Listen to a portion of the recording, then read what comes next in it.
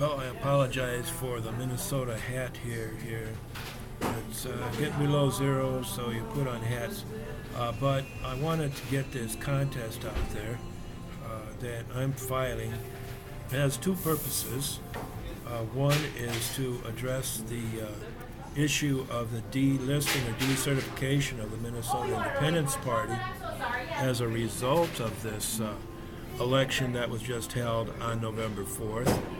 But obviously, I've been forced in this election to take on this pure attack on my First Amendment rights during that election and to challenge this rumor that somehow the Democrats and Republicans around this country, this is not just done here. I read in the New York Times that they were using this as a strategy to fight independent third-party movements, to quash them from debates.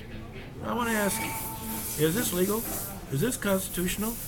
Do you think the FCC has moved in and taken over debates? Is this really true?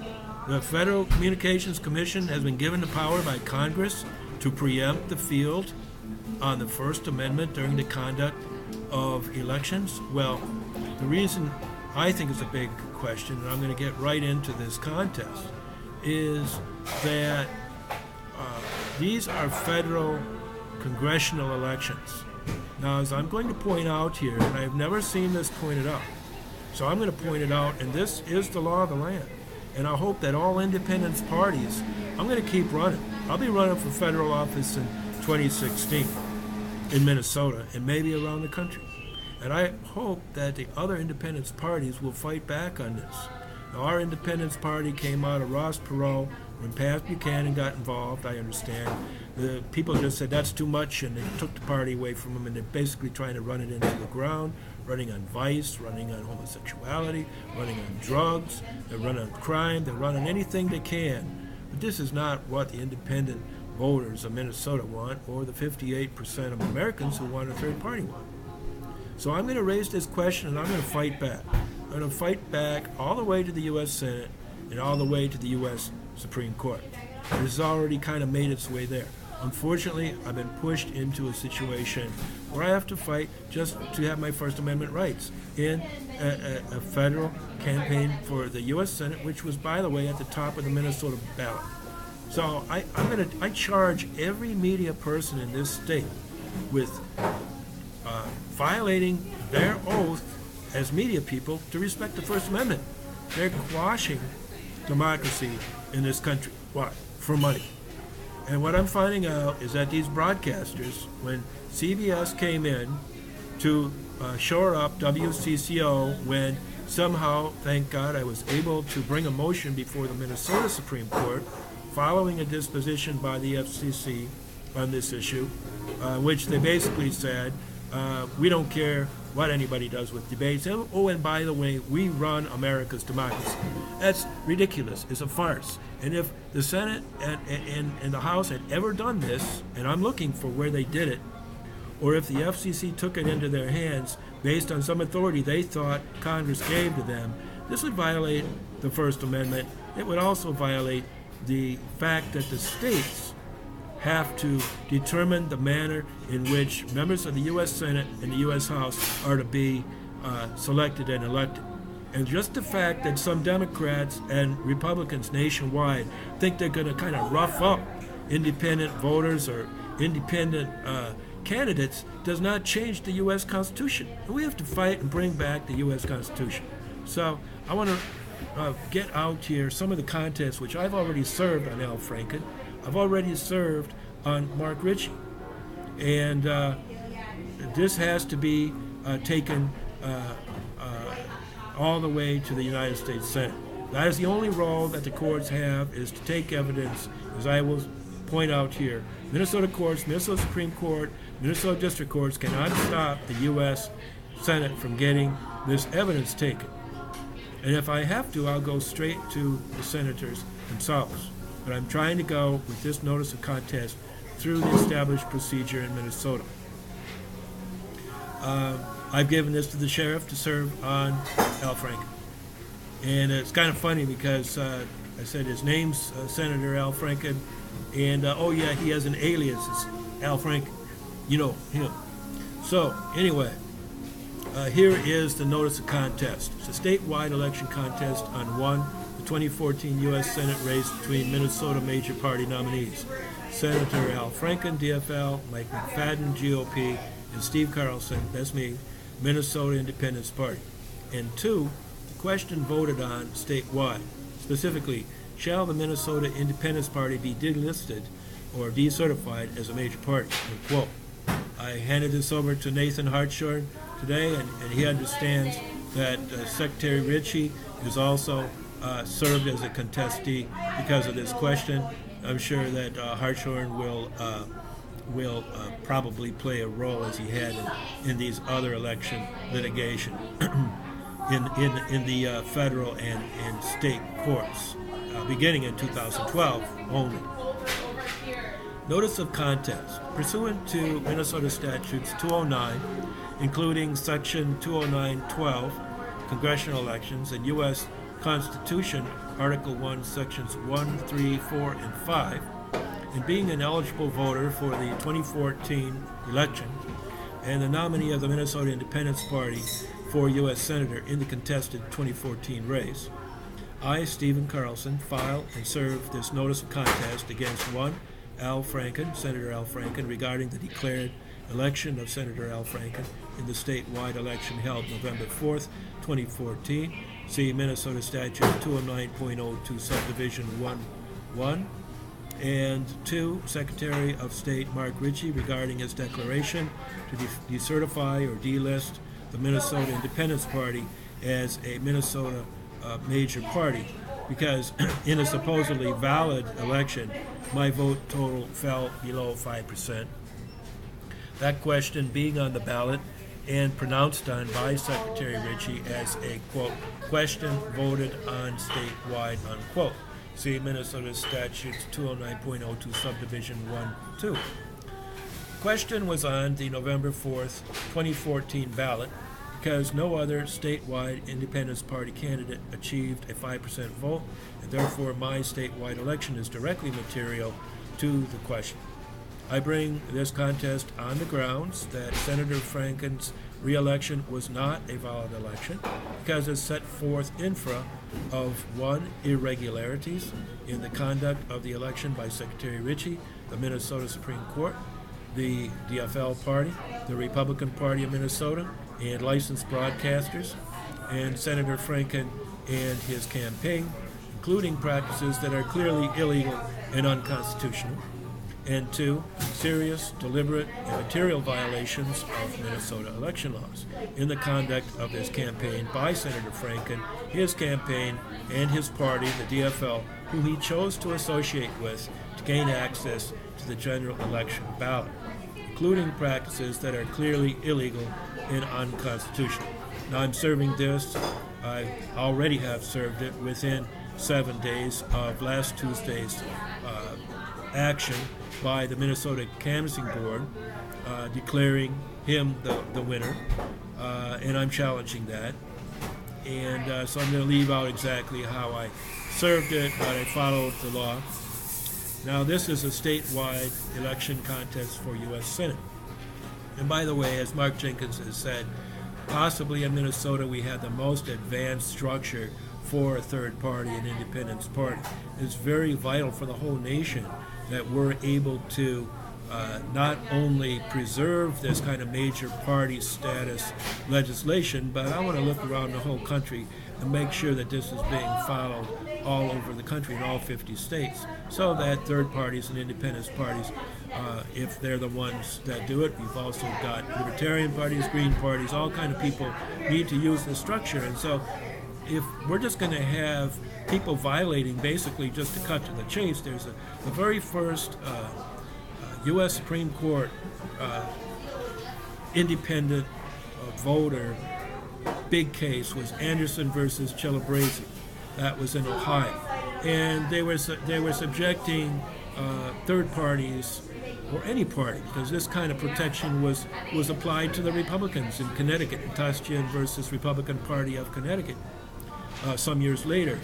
but basically they're unreasonably burdening third parties, and just the two big parties taking over and thinking they can just crush any other third party under our U.S. Constitution. Well, they can't. And the Tea Party has faced this. There have been people on the left who might look at this, like I say, the Libertarians, the Green Party, and they cannot be cowed and bullied around by these big bad Democrats and Republicans in this here free United States of America. That's my premise here. But I want to get into the technicalities. So because it's a statewide election contest for U.S. Senate, pursuant to Minnesota Statutes 209.05, I respectfully request the Ramsey County District Court Administrator, within 3 days of just receiving this notice of contest, and not to argue with me about did I pay her enough money as I try to file it, to submit one copy of it and the answer from the contestees, Senators Al Franken and Secretary of Ritchie, if any, to the Chief Justice of the Supreme Court, that's of Minnesota, by certified mail, assigned by the Chief Justice and determined in Ramsey County by 3 judges assigned by the Chief Justice of the Supreme Court on the questions and points herein. 2, pursuant to Minnesota Statutes 212, that should be 209.12, the judges trying the proceedings make findings of fact and conclusions of law only upon the question of the vote count, and the vote count is not challenged in this contest. Further, that the evidence on the other points specified in the notice of contest, including but not limited to the question of the right of Senator Franken to office on the ground of serious, deliberate, and material violation of the provisions of the Minnesota election law, be taken and preserved by the judges trying the contest or by some person appointed by the judges for that purpose, but that the judges make no findings or conclusions on those points, unquote. And I hereby apply to the court administrator of the district court to promptly certify and forward the files and records of the proceedings, along with all evidence to be taken, to the presiding officer of the Senate of the United States, endorsing on the transmittal envelope or container the name of the case and the name of Senator Franken and Steve Carlson, and sign the endorsement. Now to get into the irregularities and violations. All these irregularities and violations, infra, were departures from the election laws established by the Minnesota State Legislature according to the United States Constitution, and violations of the right to vote in this election, of which I and all other eligible voters in the election were deprived of, and which is enshrined in the U.S. Constitution, Article 1, Section 4, Clause 1, where it says, times, places, and manner of holding elections for senators and representatives shall be prescribed in each state by the legislature thereof, unquote. Once fixed, prescribed, and officially established, the requirements of the Minnesota legislature are not allowed to be altered and must be followed by Secretary Ritchie, the Minnesota Supreme Court, Senator Franken's campaign, and the Minnesota DFL Party, Mike McFadden for the GOP of Minnesota. For the U.S. Constitution, quote, adopts the state Minnesota qualification as the federal qualification for the voter, but his right to vote is based upon the Constitution and not upon the state law, and Congress has the constitutional power to pass laws for the free, pure, and safe exercise of this right, unquote. That's from Ex parte Yarborough from 1884, a U.S. Supreme Court case 110, U.S. Reporter 651, page 651. I am an eligible voter and meet the requirement to vote in the precinct caucus and in the primary and general elections as set forth in Article 7, Elective Franchise, Section 1 of the Minnesota Constitution, the qualification adopted by the U.S. Constitution, where it reads at Section 1, eligibility, place of voting, ineligible persons. Every person 18 years of age or more who has been a citizen of the United States for 3 months and who has resided in the precinct for 30 days next preceding an election shall be entitled to vote in that precinct. the place of voting by one otherwise qualified who has changed his residence within 30 days preceding the election shall be prescribed by law. The following persons shall not be entitled or permitted to vote at any election in this state: a person not meeting the above requirements, a person who has been convicted of treason or felony unless restored to civil rights, a person under guardianship, or a person who is insane or not mentally competent, unquote. Everybody else can vote in the precinct. And what I'm complaining about is that the way this conductor is being elected, the conduct of Al Franken, that vote is degraded, it's taken away, it's abridged, it's denied, unconstitutional, and therefore the election is not valid. And but basically, I'm setting up that the U.S. Constitution controls this election, not the FCC, not even Congress, although they can regulate the election consistent with the Constitution. Now, I discussed the import of Yarborough infra, but essentially what it means is that the state may not do or allow to be done anything to degrade the vote of myself or the voters statewide in the congressional election, period. This includes the wrongful actions of contestees Franken and Ritchie of deliberately suppressing the information voters can receive about candidates for U.S. Senate. Because voters cannot decide on what they do not know, and they must rely on my efforts to communicate to them, and the deep national commitment that elections and debates must be uninhibited, robust, and wide open. Contestees have inhibited that debate to benefit Senator Franken, at his command and agreement, and to benefit Mike McFadden, my Republican, opponent, and to impose unreasonable burdens on me and on my party, the Independence Party of Minnesota, including the intentional deprivation of my party of major party status to benefit the two remaining parties, the DFL and the Republicans.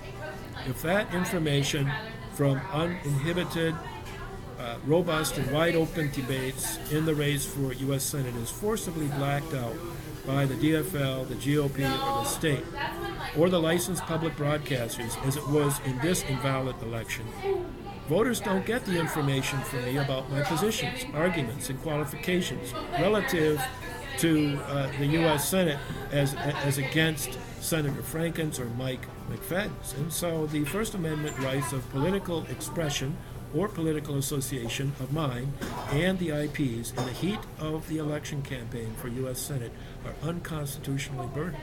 And this was done deliberately, seriously, and materially by the Franken campaign and by Mark Ritchie in the conduct of the question whether I would reach 5%. Such conduct coming from both the Franken campaign and Secretary Ritchie, and so it should be set aside as invalid. We're talking about that election.